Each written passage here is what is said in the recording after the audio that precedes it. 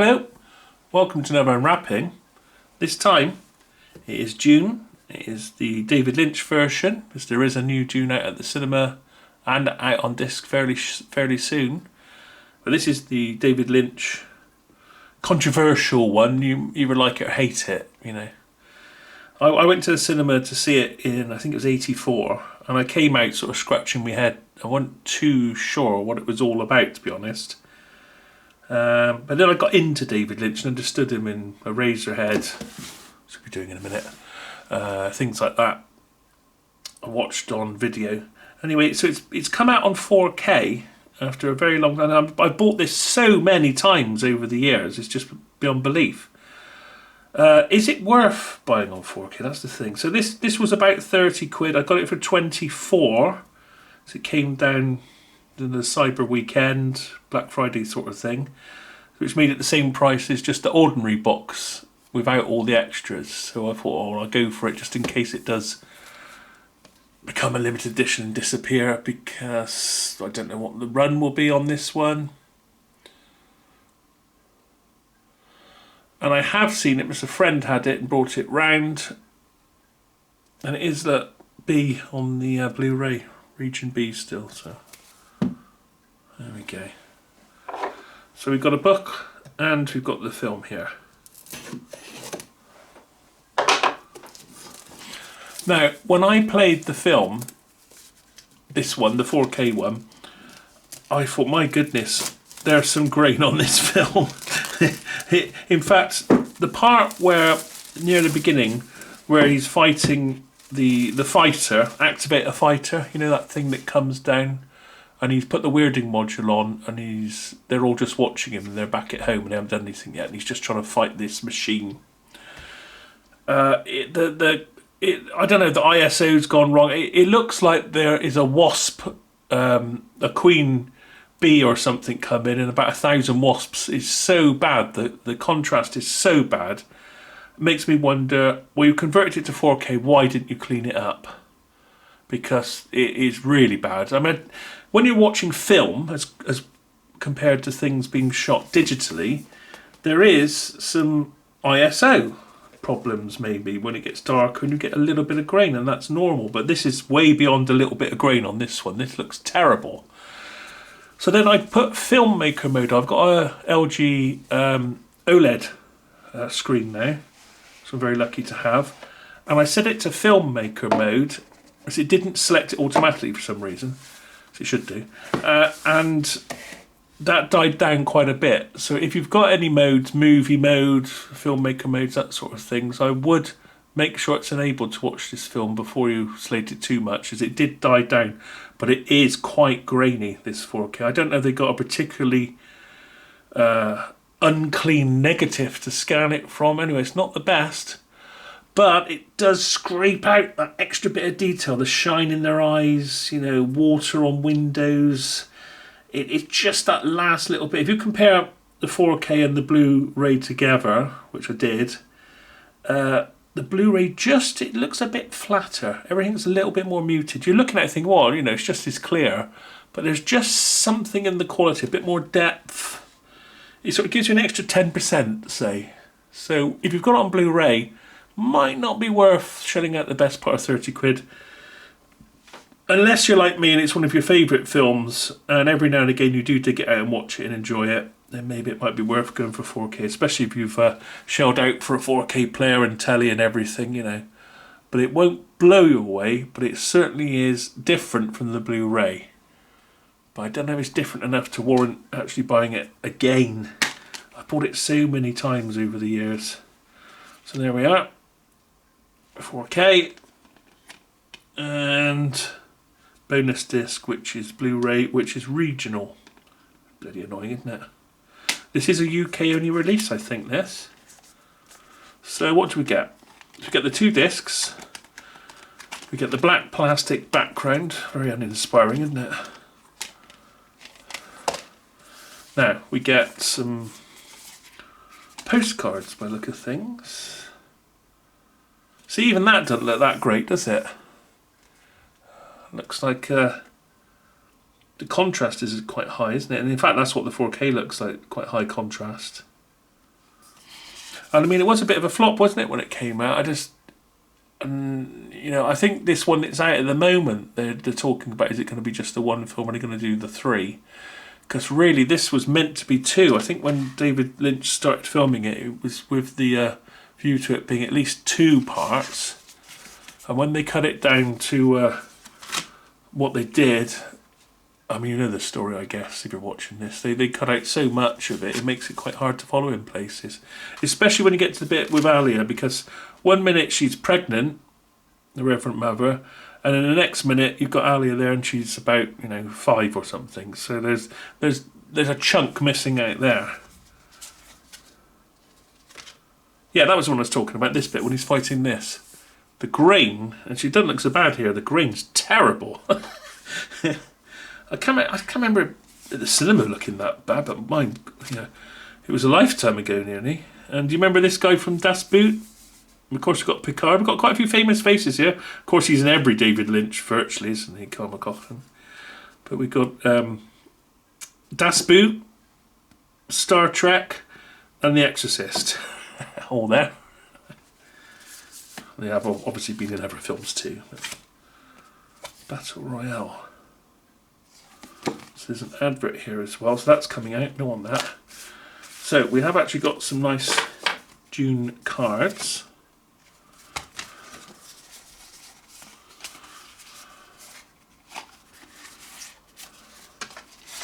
So I'm guessing that was the original artwork for when it was released at the cinema. You'd see outside the cinema maybe.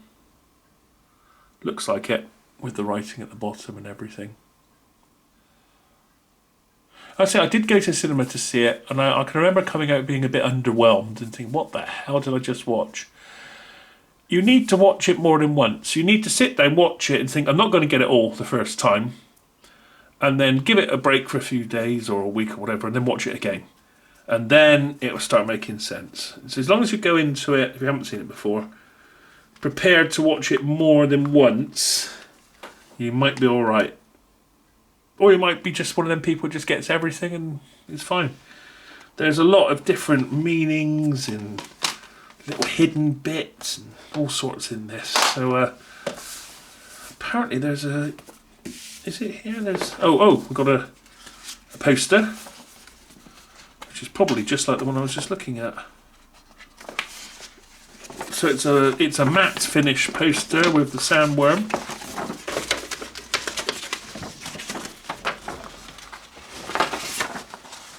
I don't think I can zoom out anymore, can I? Oh yeah, there we go.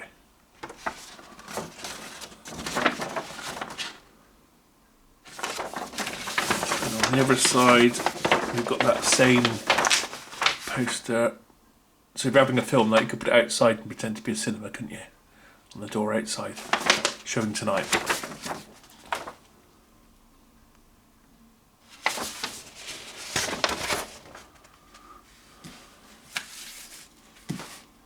Let's just come out a bit.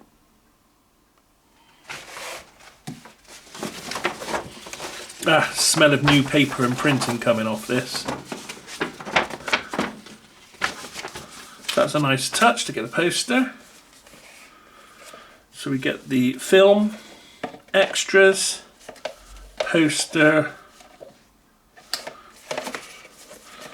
Oh, and this is stuck on the back, by the way. Here. Oh, it's this, right, okay. I'm going to leave it on. It's the, because underneath it's just a plain presentation, so yeah. I'm going to leave that stuck on there. So yeah, poster that, and we get this book.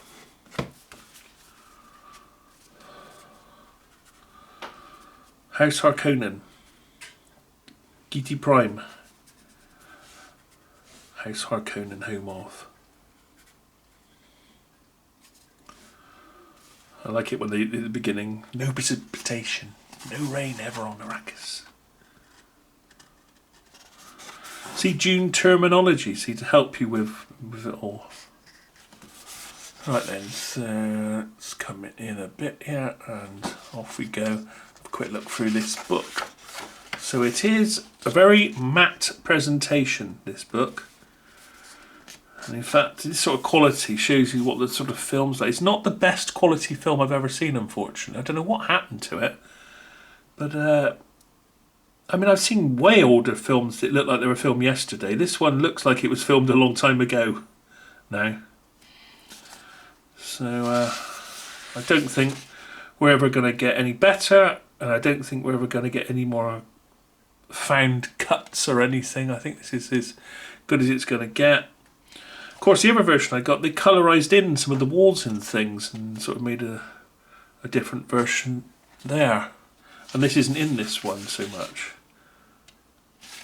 It's quite interesting on the outtakes, seeing things that didn't make it, like their lead Mentat, who was being given poison by the Harkonnens, was going to kill Paul at the end, but then pulled his heart plug out and gave his own life, and he was in a quandary.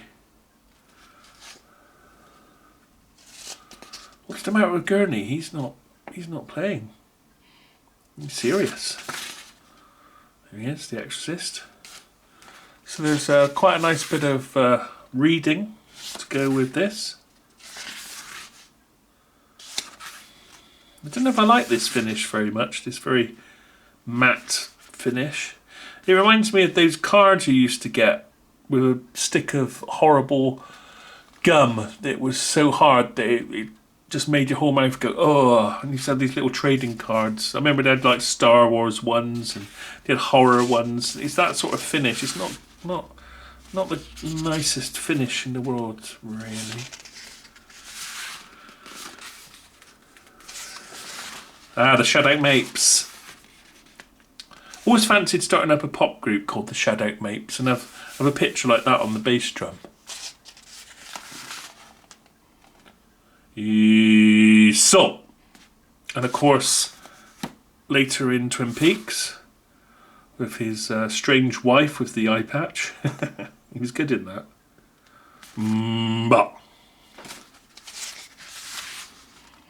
There he is, Das Boot. Came all the way on the submarine specially to do this. Of course, with David Lynch, there's some really nice Lynchy bits and sound effects in this. Yeah, there's the end fight. I love the bit when he shouts and he breaks the floor and sort of makes him sort of crack in half. He chose not to kill him that way. He chose to knife fight him in front of everyone. Then showed off his extra powers just for a moment and made everyone sort of shudder. And that's a lovely bit. That one of my favourite bits. And there's a bit where he tells her he's not in the finished film. He's going to go off and marry the emperor's daughter and have children so that he can continue the line of kings and queens with his children. But he says, "I'll still love you. I won't. You know, when I'm shagging her, I won't think about her. I'll just think about you." And she's like, "Oh yeah." But they cut that bit out. That's not in there. Well, a rather much younger looking David Lynch. Of course, he's in the film. He's in the sand. Not sand. It's where they get the spice mining car on the planet, and he gets rescued by them. So he does a little cameo in it. So there's lots and lots and lots of writing. There's quite a lot of writing actually. It's a good read, this thing.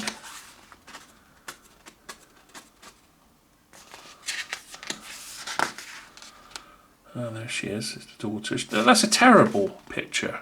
That is awful. I mean, it looks like it's been faxed over. Yeah, this ain't great. It actually looks better on the camera than it does in real life. It's got a real grainy sort of matte. And that's not a very good picture of her, but she's really attractive. She doesn't look very nice there at all. It's a terrible picture. No detail. It's all like, ugh. There we go. So we've got terminology. And I think when the film originally came out, you got handed a little card that had all this terminology on it, or a sheet of paper, to help you understand the film. But I mean, who's going to read it before a film anyway?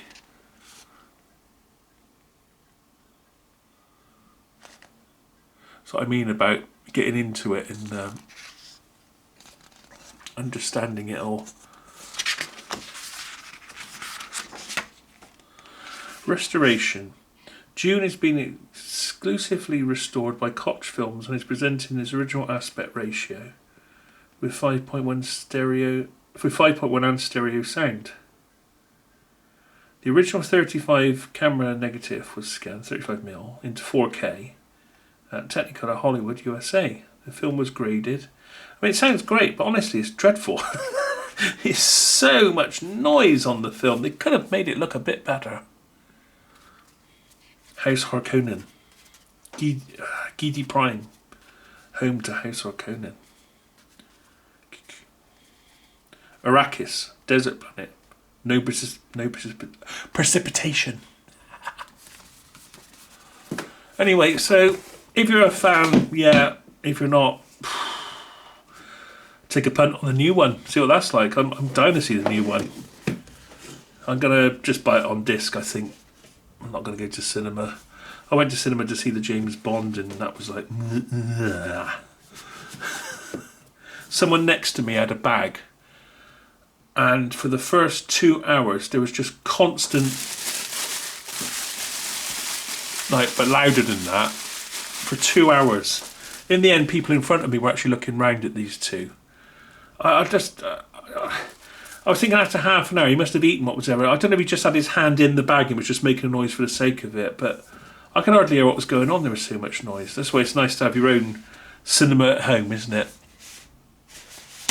Anyway, there we are. So that is the old 1980s Dune, which is now on 4K. Don't know, I really recommend it. If it suddenly drops to about like 15 quid, it might be worth going for. But I wasn't. Yes, it is 4K. It is, redone. It's not upscaled, but it's got to win my vote for the most film noise, graininess of any film ever. So what they've done to it. And as I say, change the settings on your telly and try and make the most of it. But expect a grainy presentation. It's whole mill Dune in 4K. With ant storms and wasps and that sort of stuff. So, thanks for watching. See you again next time.